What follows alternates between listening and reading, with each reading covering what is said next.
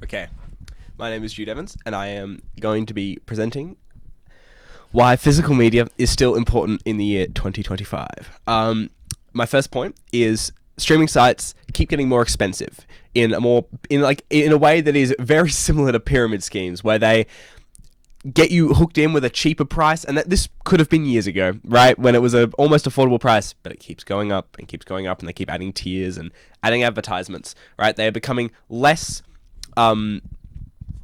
convenient, and if you want to have all of the major streaming sites, you're going to need to pay over $100 a month. And you may be thinking, now that's not necessary to have all of them. Yes, totally. But also, it kind of is. A lot of shows are spread out. There's no sort of one...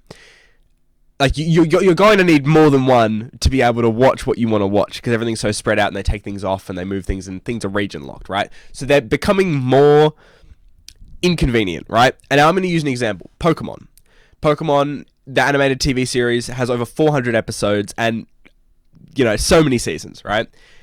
These seasons are spread out over 7 different streaming sites, right? With some seasons being split up into 2 parts over their streaming sites, right? So they're becoming less convenient than just buying a DVD, and more expensive than just buying a DVD or a box set of a series, right? When the original part of the streaming sites, they were meant to be more convenient than that, right? Moving on to my next topic. My next sort of point is censorship. The censorship of media. Now, right-wing groups historically, and fascists historically, like MAGA,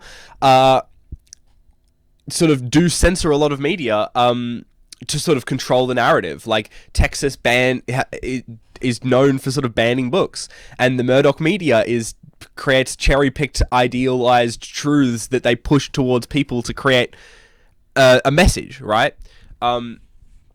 Now, America is going down the right-wing pipeline at the moment with the Trump administration, and not right-wing pipeline, the fascist pipeline. And just for an example, the Trump administration is very obviously trying to push transgender representation out of the media, right? But physical media, they can take things off streaming sites as much as they like, but they cannot change what you already own. So by buying your favorite shows, you are protecting it from censorship, right? So Bluey has episodes removed on Disney Plus because the American government wanted to censor it, or the American ecosystem wanted to censor it, right? Now, yeah, they're totally going down this fascist rabbit hole of censoring the media, not dissimilar to North Korea and China.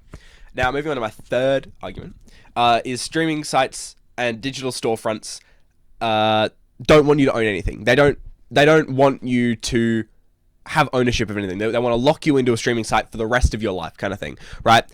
Using an example, Photoshop, creative softwares like Photoshop and FL Studios. It used to be just you buy it outright, right? And you'd have it forever, right? But now they're looking into a streaming subscription, pushing out meaningless updates that kind of keep you locked into it, forever draining your bank account, right?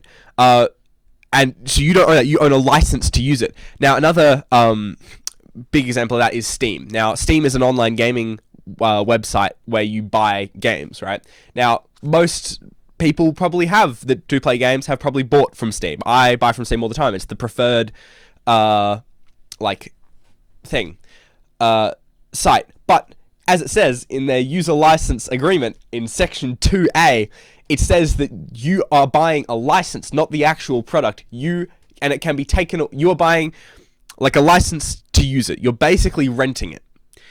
And it can be taken away at any point, right? Same goes for Nintendo and all this kind of newer wave stuff. A lot of games are not pushed out on physical discs, but instead on sites, streaming digital storefronts, right?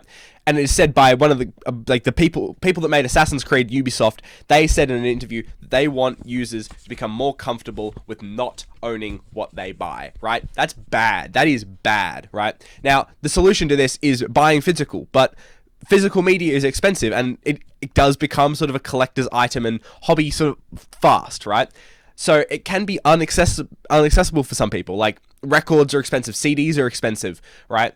And unless you want to pirate it, which is a whole other bag of worms, the obvious solution is libraries. Now, libraries require no introduction. They are free. A lot of libraries in Melbourne sort of do video games, records and CDs less, but DVDs, and that it's a very accessible way to get into that and affordable. Yeah, thank you.